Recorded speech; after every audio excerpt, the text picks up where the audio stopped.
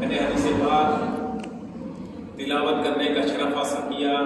رب کے پیارے حبیب صلی اللہ علیہ وسلم ارشاد فرماتے ہیں اب نصف الایمان، پاکی اللہ ایمان۔ اب جب ہم پاک ہی نہیں ہیں تو ہمارا ایمان مضبوط کیسے ہوگا، مکمل کیسے ہوگا؟ آدھا ایمان تو ہمارا ناپاکی سے چلا جاتا ہے، پھر ادھر ادھر میں ہم فضول کاموں میں فضول باتوں میں لگے رہتے ہیں۔ تو آئیے ہم سب دیکھیں کہ پاک کیسے ہوا جائے۔ ہم غسل کر لیتے ہیں لیکن پاک ہوتے ہیں یا نہیں ہوتے؟ حالانکہ غسل میں فرائض صرف 3 ہیں، غسل میں 3 فرض ہیں، لیکن کیا فرض ادا کرنے سے غسل ہو جائے گا؟ نہیں ہوگا۔ مثال کے طور پر ہمارے اوپر غسل واجب ہو گیا، غسل فرض ہو گیا، اب غسل میں فرائض ہم جو ادا کریں گے اس سے پہلے ہم کیا کریں؟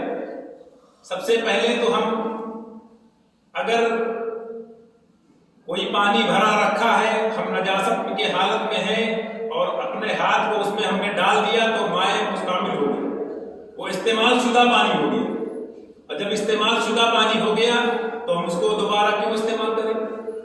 پہلے تو یہ ہے کہ اس پانی سے اپنے ہاتھوں کو دھوئیں، اور جب ہاتھوں کو دھو لیں تو نجاست جہاں پر لگی ہو اسے صاف کریں۔ ابھی فرض کی بات نہیں آئی، پہلے ہاتھوں کو دھوئیں اچھی طریقے سے، پھر اس کے بعد جس جگہ پر نجاست لگی ہو اس جگہ کو صاف کریں اور اس کپڑے کو ہو سکے تو ہٹا دیں۔ تہمت ہو یا پینٹ ہو یا آج کل کے زمانے میں پیجامہ ہو یا جو بھی جسم کے اوپر وہ کپڑا ہو اسے ہٹا کر دوسرا کپڑا استعمال کریں، یا اس کو پہنے اگر ہیں تو اچھی طریقے سے اس کی نجاست صاف کریں۔ اس گندگی کو جب ہم نے صاف کر لیا، صاف کرنے کے بعد پھر کام کیا کریں؟ اس کے بعد 3 مرتبہ غرارے سمیت کلی کریں، یعنی منہ میں پانی لیں اور غرارہ کریں، اچھی طریقے سے غرارہ کریں 3 مرتبہ۔ اس کے بعد 3 مرتبہ اپنی ناک کی ہڈی، جو یہ نرم ہڈی بولتے ہیں اس کو، یہاں تک 3 بار پانی چڑھائیں، اور ان چیزوں کا رمضان میں خیال کریں۔ اگر رمضان میں غرارہ کرے تو احتیاط کریں کہ کہیں پانی اندر نہ چلا جائے، اور رمضان کے مہینے میں ناک میں پانی ڈالیں تو احتیاط کریں کہ ایسا نہ ہو سانس لینے میں کہیں اوپر چلا جائے، اس سے روزے میں خطرہ ہو جائے گا، روزہ جاتا رہے گا۔ تو حضرات محترم، یہ دوسرا فرض ہوا۔ تیسرا فرض کیا ہے؟ پہلا فرض غرارہ سمیت کلی کرنا، اور دوسرا فرض ناک میں اچھی طرح سے پانی ڈالنا، اور تیسرا فرض کیا ہے؟ پورے بدن پہ پانی بہانا۔ لیکن جاڑے کے موسم میں صرف بہانے سے کام نہیں چلے گا، اگر پانی بہاتے رہیں گے تو پورے بدن کے رونگٹے بھیگ نہیں پائیں گے۔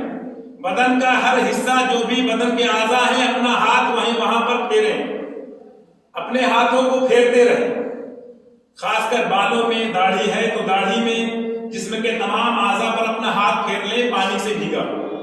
اگر ایسا نہیں کریں گے تو پانی بہاتے رہیں گے، غسل ہمارا نہیں ہوگا، اور جب غسل نہیں ہوگا تو پھر نماز کیسے پڑھیں گے؟ کیونکہ غسل ہے پھر وضو۔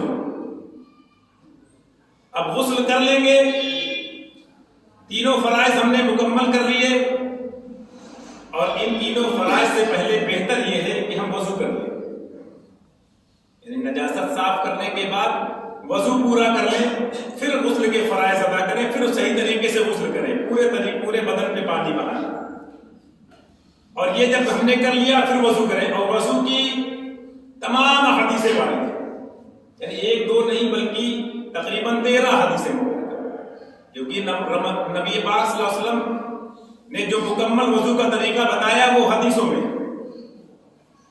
ورنہ اللہ تبارک و تعالیٰ نے قرآن پاک میں صرف 4 فرائض وضو کے بتائے۔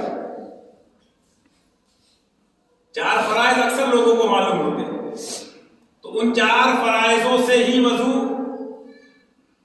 ہو جائے گا، لیکن جب تک ہم سنتیں ادا نہیں کریں گے مکمل وضو نہیں ہوگا۔ اور وضو کا پریکٹیکلی طریقہ آپ کو بتا دیں کہ سب سے پہلے آپ یہ کریں، یہ متفق علیہ حدیث، یعنی صحیح بخاری اور مسلم دونوں میں یہ تمام حدیث مبارکہ ملے گی، اور سنن نسائی میں بھی ملے گی، ابو داؤد میں بھی ملے گی۔ تمام حدیث مبارکہ میں رب کے محبوب صلی اللہ علیہ وسلم نے ارشاد فرمایا، یعنی تمام راویوں نے بیان کیا، کیا ہاتھوں کو اچھی طریقے سے دھوئیں، گٹے تک ہاتھ دھوئیں، 1 مرتبہ دھوئیں تو وضو ہو جائے گا، لیکن 3 مرتبہ دھونا سنت۔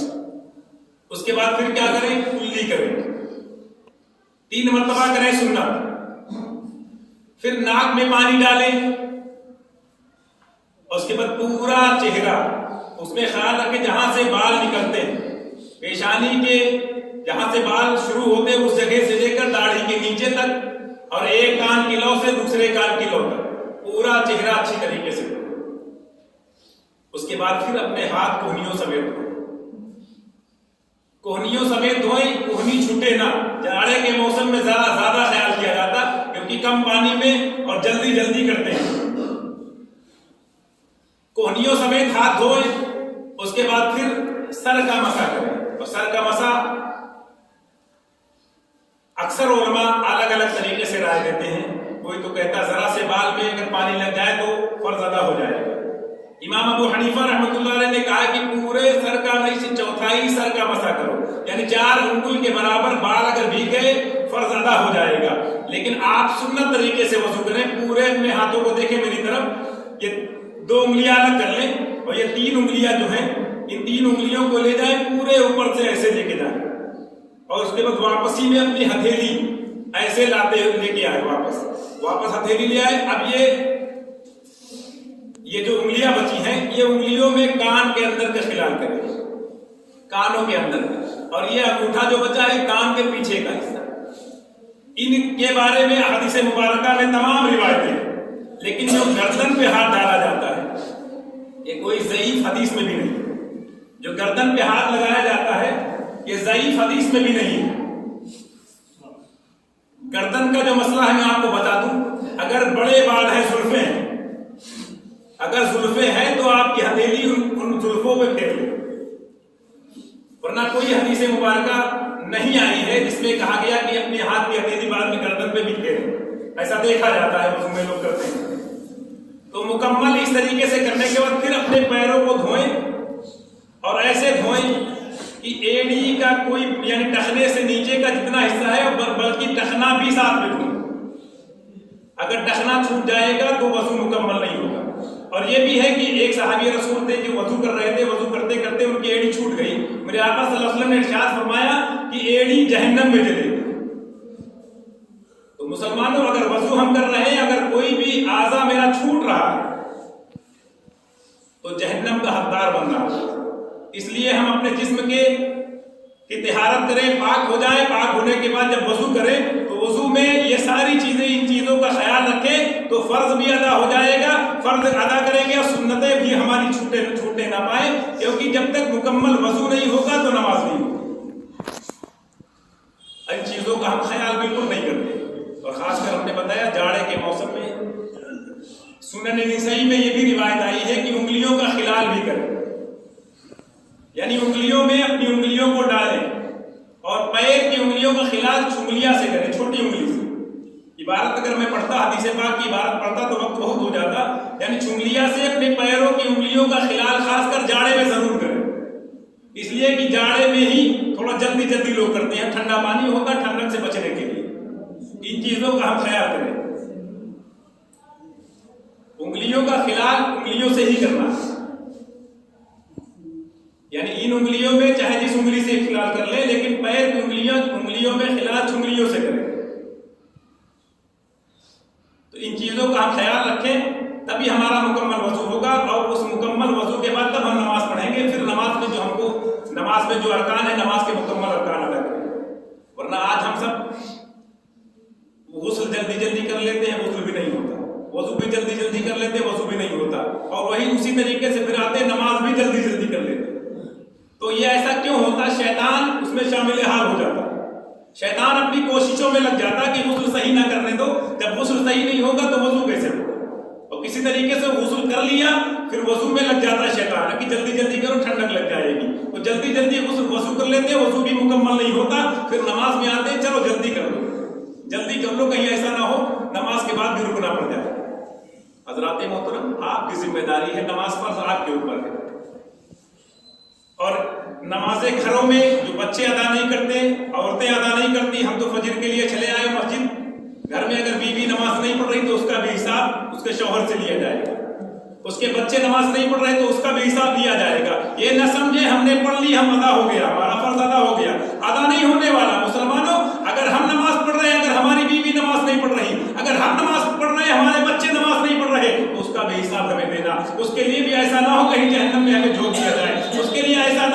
कहीं पुलसराज से हम स्लिप कर पुलसराज से चलते चलते गिर जाए नीचे जहन्नम की वादी में चले जाए। मुसलमान तो हमें इन चीजों का ख्याल करना, हम ही सिर्फ इबादत ना करें, हम इबादत कर रहे हैं करें, लेकिन कहानी के क़ू अनफुसकुम व अहलिकुम नार, यानी उस आग से अपने को सिर्फ ना बचाओ, अपने घर वालों को भी बचाओ, अपने बच्चों को भी बचाओ, अपने घर वालों को भी बचाओ उस आग से जिसका ईंधन पत्थर और इंसान। हजरात मोहतरम, में तकलीफ नहीं बल्कि तकरार के लिए इन चीजों का हम ख्याल रखें, खासकर जाड़े के मौसम में गुस्ल सही तरीके से करें, और अपने बदन पर जब तक हाथ नहीं फेरेंगे तो गुस्ल सही नहीं हो पाएगा। वजू करते में भी हाथ नहीं फेरेंगे तो वजू मुकम्मल नहीं होगा। तो हमें ये सारे काम करने हैं, तब हमें नमाज पढ़नी है। फिर नमाज में हमें क्या करना है, सना भी याद करना है, सना के बाद सूरह फातिहा भी हमें पढ़ना है, उसके बाद हमें क़िरात भी करनी है, कोई सूरत छोटी सूरत हो या कुछ चंद आयतें हो वो भी पढ़नी है। लेकिन जब हम पढ़ेंगे, जब कोशिश करेंगे, याद करेंगे, तभी हम पढ़ पाएंगे, वरना हमारी नमाज गुस्ल कर लेंगे, वजू भी कर लेंगे, फिर भी नमाज हमारी नहीं होगी। हज़रात मोहतरम, इन चीज़ों का हम ख्याल रखें। जो घर वाले घरदारी कर चलाने वाले हैं, जो घर में देखभाल करने वाले हैं, तो ये चीज़ें ख्याल कर अपने जहन में रखें कि हम वजू कर रहे हैं, मेरा बेटा सही वजू कर रहा कि नहीं कर रहा, मेरी बीवी ने वजू सही किया कि नहीं किया। कसम खुदा की, अगर हमने इबादत की, हमारे घर वाले भी इबादत करते रहे, तब हमारी इबादत काबिल कबूल होगी। तब हमारे हिसाब में सख्ती नहीं होगी बल्कि नरमी इख्तियार की जाएगी। तब फरिश्ते कहेंगे, परवरदिगार, इसने सही से गुस्ल भी किया था, इसने तमाम सुन्नतों वाजिबात पर भी अमल किया था, सुन्नतों पर भी अमल किया था, इसने वुज़ू भी मुकम्मल किया था, उसके बाद मुकम्मल नमाज भी पढ़ी थी। नमाज से पहले जो ज़ोहर से पहले वाली 4 सुन्नतें हैं उसने वो भी सही से पढ़ी है, उसके बाद जो 4 फिर जुमे की नमाज भी पढ़ी है, और जुमे के बाद भी वाली 4 रकात सुन्नतें पढ़ी हैं, फिर 2 रकात भी सुन्नतें अदा की हैं, उसके बाद नफिल पढ़ करके तब मुकम्मल वापस घर आया है। मुसलमानों, दुआ में भी शामिल हुआ है। ये फरिश्ते गवाही दे देंगे तो कसम खुदा की हम सब चक्कर में न रहेंगी, फला ने देखा है, देख लिया, हमने जुमा पढ़ लिया, 2 जुमे हमने छोड़ दिए थे। बड़ी बिला किसी उज्र के लोग नमाजें आसानी से छोड़ देते हैं, बगैर जरूरत के छोड़ देते हैं। अरे मुसलमानों, अगर बीमार हो तो बिस्तर पे नमाज पढ़ लो। अगर परेशान, ठंडक हो रही है, ठंडक में अगर बीमारी का खतरा है, बीमारी बढ़ने का खतरा है, ठंडक में वुज़ू की जगह मसा कर सकते हो, गुस्ल की जगह गुस्ल का मसा कर सकते हो।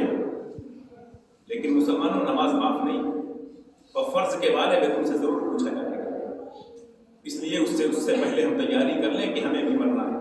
आदमी बुलबुला है, पानी का क्या भरोसा है जिंदगी का। आज हम हैं और अक्सर देखते हैं कि ऐलान होते रहते हैं, अल्हम्दुलिल्लाह, अल्लाह का शुक्र अदा करिए कि हमारे यहाँ ऐलान कम होते हैं, यानी हमारे गांव में इंतकाल लोगों के कम होते हैं। इसमें एक अच्छाई भी है, एक बुराई भी है। जिनकी ज्यादा उम्रें होती हैं वो भी नेक नामी की निशानियां हैं, और जल्दी इंतकाल हो जाए वो भी नेक नामी की निशानी। उसमें ये मसलहत है कि गुनाह कम होंगे, और अगर खूब इबादत कर रहा तो खूब उम्र अगर बढ़ती जा रही तो खूब इबादत गुजार हो। बस ये है कि बशर्ते हमारी नियत अच्छी हो, रियाकारी न हो, हम किसी को दिखावे के लिए नमाज ना पढ़ें, हम इबादत करें खालिस अल्लाह को राज़ी करने के लिए, सिर्फ अल्लाह की रज़ा के लिए इबादत करें। अगर हमने अल्लाह की रज़ा के लिए इबादत की है मुसलमानों, तो कसम खुदा की हमारी नमाजें रब तबारक व तआला ने अगर कबूल फरमा ली तो कसम खुदा की दुनिया भी हमारी संवर जाएगी, आखिरत भी हमारी संवर जाएगी। लेकिन आज हम देखें कि हमारे घर में परेशानियां हैं, उसकी वजह हम खुद हैं। अगर हम इबादत नहीं कर रहे, बीमारी हमको घेरे हुए है, तो कसम खुदा की उसकी गलतियां, उसकी वजह हम खुद हैं। यानी बीमारियां क्यों आ रही, उसकी वजह यह है कि हम ना सुबह उठेंगे, ना ज़ोहर में उठेंगे, ना ईशा में पढ़ करके सोएंगे, ना बावजू हम रहेंगे, ना हम पाक ही नहीं रहेंगे, तो वजू क्या करेंगे। मुसलमानों, अगर ज्यादा वक्त हम बावजू गुजारें, कसम खुदा की हमारे हर कदम के बदले में रब तबारक व तआला के फरिश्ते नेकियां लिखते रहेंगे, और जब नेकियां लिखते रहेंगे तो हमारे गुनाहों में कमियां होती रहेंगी, हमारे गुनाह मिटा दिए जाएंगे। यानी मामूली गुनाह जो होते हैं वो तो नमाजों से माफ कर दिए जाएंगे, इबादतों से माफ हो जाएंगे, लेकिन गुनाह कबीरा जो होते हैं वो इन चीजों से माफ होने वाले नहीं, बगैर तौबा के बगैर गुनाहों की माफी नहीं है। मुसलमानों, हम अक्सर नमाज पढ़े तो तौबा भी करते रहे, नमाज के बाद जब सुन्नतें पढ़ लें, नवाफिल अदा कर लें, उसके बाद रब की बारगाह में गिड़गिड़ाना शुरू कर दें, परवरदिगारा, हमने टूटे फूटे अंदाज में जिस तरीके से हमसे हो सका हमने नमाजें पढ़ी हैं, ऐ परवरदिगारा तू कबूल करने वाला है। नबी पाक सल्लल्लाहु अलैहि वसल्लम के सदक़े में मेरी नमाजों को कबूल फरमा, और इस नमाज को मौला तूने कबूल फरमाया है, इस नमाज के सदक़े में हमारे घर की परेशानियां दूर फरमा। कसम खुदा की इस तरीके से दुआएं मांगना शुरू कर दे, रब तबारक व तआला तो हमेशा मुनादी है, निदा देता रहता है, हल मिन मुस्तगफिरिन अगफिर लहू, कोई इस्तिगफार करने वाला कि मैं उसकी तौबा कबूल कर लूं। कसम खुदा कि आप इन चीजों का ख्याल रखें कि रब तो यही चाहता है कि हमसे कोई तो मांगे, कोई तो तलब करे, कोई तो दुआ मांगे, कोई गिड़गिड़ाए तो हम फरिश्तों को गवाह बना देंगे, फरिश्तों तुम गवाह हो जाओ, ये बंदा है इसने तौबा की, मैंने इसके गुनाह माफ कर दिए। मैं रब की बारगाह में दुआ करता हूँ परवरदिगार हम सबको इन चंद बातों पर अमल करने की तौफीक अता फरमाए, और खासकर हदीस पाक के मुताबिक अत्तहारतु निस्फुल ईमान, पाकी आधा ईमान है, हमको हमेशा पाक रहने की तौफीक अता फरमाए। वाखिरु दअवाना अनिल हम्दुलिल्लाहि रब्बिल आलमीन।